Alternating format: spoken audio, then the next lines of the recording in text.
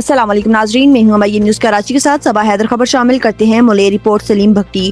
Pakistan rangers Sindh نے خفیہ معلومات کی بنیاد پر بڑی کارروائی کرتے ہوئے کراچی کے علاقے گلشن حدیث سے ڈکیتی اور اسٹریٹ کرائم کی متعدد وارداتوں میں ملوث انتہائی مطلوب گروہ کے 3 ملزمان کو گرفتار کر لیا۔ گرفتار ملزمان کی شناخت آصف علی ولد کریم بخش، محمد یعقوب ولد اچر علی اور محمد عرفان ولد فتح محمد کے نام سے ہوئی ہے۔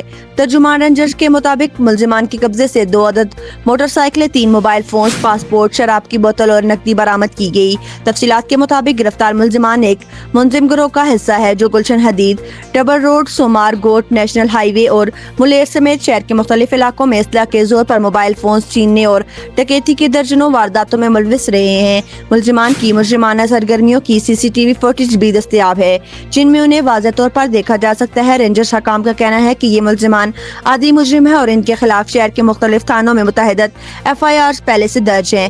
گرفتار ملزمان کو برآمد شدہ سامان سمیت مزید قانونی کارروائی کے لیے پولیس کے حوالے کر دیا گیا ہے۔